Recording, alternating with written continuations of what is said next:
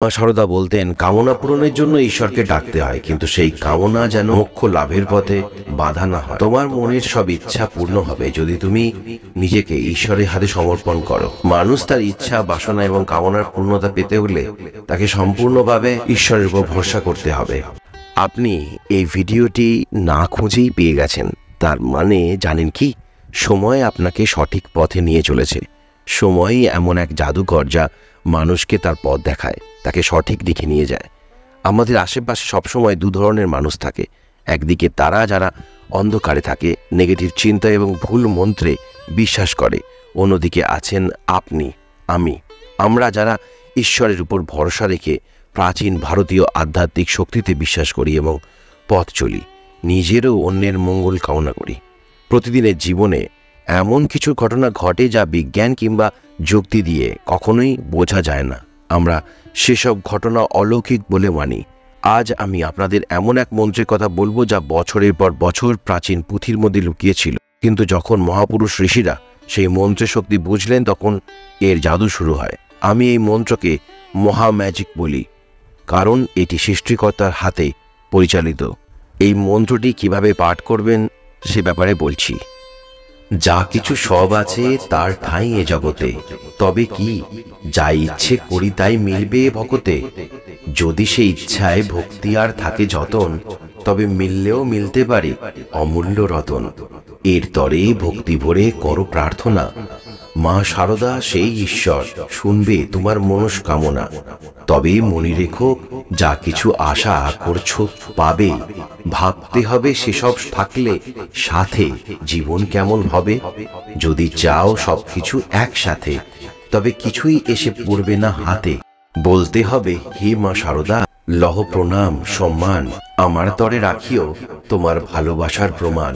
আমার যা কিছু চাই মনের মধ্যে তা আছে যেন পাই, তখনই তো ঘটবে ইন্দ্রজাল আর আসবে বহু প্রতীক্ষিত মায়াকাল। মনে রেখো, প্রার্থনায় থাকে না যেন বেনো জল, তাহলে মিলবে না কিন্তু কোনো ফল। জয় বলে আকাঙ্ক্ষার এই মন্ত্র অবেদে, ব্রহ্মাণ্ড উজাড় করে দেবে সব সেধে। এখানে ক্লিং শব্দটি হিন্দু আধ্যাত্মিকতার একটি অংশ এবং এটি সাধারণত কাম বীজ মন্ত্র হিসেবে পরিচালিত। ক্লিং শব্দটি এক ধরনের বিঘ্ন ও পূর্ণতা প্রকাশ করে। এটি কামনা, আকর্ষণ এবং মনের ইচ্ছা পূরণে ব্যবহৃত হয়। ক্লিং মন্ত্রের সাহায্যে মানুষের জীবনে প্রেম, আকর্ষণ ও সম্পর্কের উন্নতি ঘটে। এটি বিশেষ করে মনের ইচ্ছা পূরণের জন্য ব্যবহৃত হয়। মন্ত্র জপ করার সময় মনকে শুদ্ধ রাখার প্রয়োজন। মন্ত্রের শক্তি বিশ্বাস ও নিষ্ঠার উপর নির্ভর করে। মন্ত্রটি প্রেম এবং সম্পর্কের ক্ষেত্রে উন্নতি এনে দেয়। এটি সঙ্গী বা পারিবারিক সদস্যদের মধ্যে সম্পর্কের উন্নত করতে সাহায্য করে। জীবনের বিভিন্ন ক্ষেত্রে আকর্ষণ ও সাফল্য অর্জনের জন্য এটি ব্যবহৃত হয়। মন্ত্রটি বিভিন্ন ব্যক্তিগত ও আধ্যাত্মিক ইচ্ছা পূরণের জন্য কার্যকর। ক্লিং শব্দটি বিশেষভাবে আপনার জীবনকে উন্নত করতে সাহায্য করে যদি এটি সঠিকভাবে এবং শুদ্ধ মনে উচ্চারিত হয়। কোনো মন্ত্রই কিন্তু সঠিকভাবে কাজ করবে না যদি আপনার নিজের এবং মন্ত্রের উপর বিশ্বাস না থাকে। সকল মন্ত্র কাজ করতে একটু সময় নেয়, তাই ধৈর্য ধরতে হবে। রাতে 11টা বাজার কিছু সময় আগে মন শান্ত করে বসুন। এবার ঠিক 11টা সময় থেকে 11 বার মনে বলতে বলতে লিখুন মন্ত্রটি, তারপর বালিশের নিচে রেখে শুয়ে পড়ুন। এটা 21 দিন মিনিমাম করবেন। মন্ত্রটি হল ওম শ্রীং রিং ক্লিং গ্লং। এটি প্রতিদিন নিয়মিতভাবে পাঠ করুন। ধৈর্য রাখুন এবং বিশ্বাস নিয়ে কাজটি করুন। নেতিবাচক চিন্তা নিয়ে এই প্রক্রিয়া করবেন না, কারণ তা আপনার ইচ্ছার বিরুদ্ধে কাজ করতে পারে। শ্রী রামকৃষ্ণদেব বলতেন, ঈশ্বরের মন্ত্র জপ করে মনের সমস্ত ইচ্ছা পূর্ণ হয় যদি সেই ইচ্ছাগুলি শুদ্ধ হয় এবং ঈশ্বরের প্রতি সম্পূর্ণ বিশ্বাস ও আত্মসমর্পণ থাকে। যদি কেউ ঈশ্বরকে খাঁটি মন দিয়ে ডাকে, তাহলে তিনি নিশ্চয়ই সাড়া পাবেন। 11-11 এই সময়টি একটি বিশেষ গুরুত্ব বহন করে আধ্যাত্মিক এবং সংখ্যাতত্ত্বের দৃষ্টিকোণ থেকে। এই সময়টিকে শুভ লক্ষণ এবং জাগরণের প্রতীক হিসেবে ধরা হয়। অনেকেই বিশ্বাস করেন যে যখন ঘড়ির কাঁটায় 11টা দেখা যায়, তখন আপনার ইচ্ছা পূরণের সম্ভাবনা বৃদ্ধি পায়। এই সময়টাতে প্রার্থনা বা ধ্যান করলে আপনি যাই আকাঙ্ক্ষা করবেন তা পূরণের শক্তি লাভ করে। এটাকে মাস্টার নাম্বার বলা হয়। এটাকে বিশ্বাস করা হয় যে এটি সঠিক সময় আপনার ইচ্ছা এবং চিন্তাকে বাস্তবে রূপ দিতে পারে। যখন ঘড়িতে 11:11 বাজে, আপনার প্রথম কাজ হলো সমস্ত নেতিবাচক চিন্তাকে সরিয়ে রেখে একটি ইতিবাচক চিন্তা ধরে রাখা। গভীরভাবে চোখ বন্ধ করে মন থেকে নিজের সেই ইচ্ছাটিকে অনুভব করতে হবে যেটা আপনি জীবনে পেতে চান। আপনার মন যেন কেবল সেই ইচ্ছাতেই লিপ্ত থাকে। একটা নির্দিষ্ট লক্ষ্যে এক মুহূর্তের জন্য ভাবুন আপনি যা চাইছেন তা আপনার জীবনে ইতিমধ্যেই ঘটছে। নিজেকে ইতিবাচক, সুখী এবং পূর্ণ মনে করুন। এই প্রক্রিয়াটি প্রতিদিন করুন, নিয়ম মেনে করুন। প্রতিদিন 11:11 সময়ে আপনার ইচ্ছাটিকে এভাবে মা শারদাকে বলুন। প্রতিদিন এই কাজ করতে করতে একসময় আপনার চিন্তা বাস্তবে হয়ে উঠবে। বলা হয় অন্তত 21 দিন ধরে যদি এই চর্চা করা হয় তবে আমাদের মন এবং মা শারদার মধ্যে গভীর সংযোগ তৈরি হয়।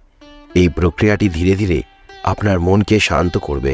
আপনার ভিতরের অস্থিরতা, হতাশা এবং ব্যর্থতার অনুভূতি কমে আসবে। আপনি অনুভব করবেন আপনার জীবনে ধীরে ধীরে পরিবর্তন আসছে। আপনার আকাঙ্ক্ষা পূর্ণ হতে শুরু করেছে, কারণ আপনার মনের শক্তি মহাবিশ্বের শক্তির সাথে মিলিত হয়ে আপনার ইচ্ছা বাস্তবায়নের পথ তৈরি করবে। 11:11 সময়ে মহাবিশ্বের শক্তি সর্বাধিক সক্রিয় থাকে। এই সময় আপনার মনন, চিন্তন এবং আবেগ যতটা পরিষ্কার এবং ইতিবাচক থাকবে ততটাই আপনার ইচ্ছা বাস্তব হয়ে উঠবে। সবচেয়ে বড় ভুল হবে যদি নেতিবাচক চিন্তা করা হয়। আপনি যদি 11:11 সময় নেতিবাচক চিন্তা করেন তাহলে সেই চিন্তা মহাবিশ্বের দিকে প্রেরিত হবে এবং আপনার জীবনে নেগেটিভিটি সঞ্চার করবে। কখনোই হতাশা বা সংশয় নিয়ে এই প্রক্রিয়াটি করবেন না। বিশ্বাসের সাথে কাজটি করবেন, কারণ বিশ্বাসই হলো এই সূত্রের মূল। এই সময়টি আপনার জীবনের সমস্ত কষ্টের অবসান ঘটাতে পারে। 11:11 আপনার জন্য অপেক্ষা করছে। শুধু আপনার মন, মনন এবং বিশ্বাসের শক্তি একত্রে কাজে লাগান আর দেখুন কিভাবে জীবনের প্রতিটি বাঁক বদলে যায়। শুধু ঘড়ির সময় নয়, এটি সংখ্যা বিশ্লেষণের দিক থেকে একটি বিশেষ মান বহন করে।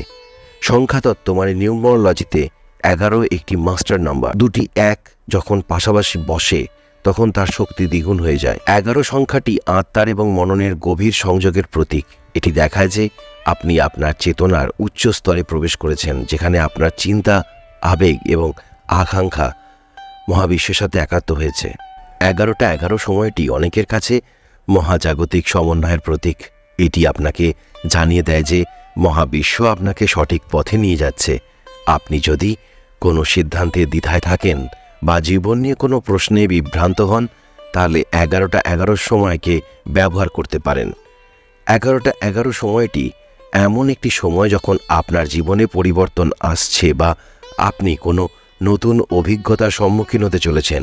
এটি একটি নতুন পথ শুরু করার সময় হতে পারে, যেখানে আপনি আপনার পুরনো জীবন থেকে মুক্তি পেয়ে নতুনভাবে জীবনকে উপলব্ধি করতে পারেন। একটা সময় যা হয়তো আপনার চোখ এড়িয়ে যায়, কিন্তু জানেন কি, এই সময়টা আপনার জীবনের সমস্ত দুঃখ, কষ্ট, হতাশাকে এক নিমেষে মুছে দিতে পারে। প্রকৃতি যখন আপনাকে আহ্বান জানাচ্ছে, ঘড়ির কাঁটায় যখন 11:11 বাজে, তখন আপনি ঠিক কী করছেন? এই সময়টা কিন্তু শুধু সংখ্যা নয়, এটা একটা মহাজাগতিক ডাক যা আপনাকে আপনার স্বপ্ন পূরণের পথে নিয়ে যাবে। এই মুহূর্তে আপনি যদি গভীরভাবে কিছু চান তাহলে সেই আকাঙ্ক্ষা বাস্তব হয়ে উঠতে পারে। 11:11 সময়টি নতুন শুরু এবং সুযোগের প্রতীক। এটি দেখায় যে আপনি জীবনের এক নতুন পর্যায়ে প্রবেশ করছেন, যেখানে নতুন সম্ভাবনা, নতুন আশা, নতুন দিগন্তের দরজা খুলতে চলেছে। 11:11 সময়কে মূলত আধ্যাত্মিক সমন্বয় এবং ইচ্ছা পূরণের মুহূর্ত বলে ধরা হয়।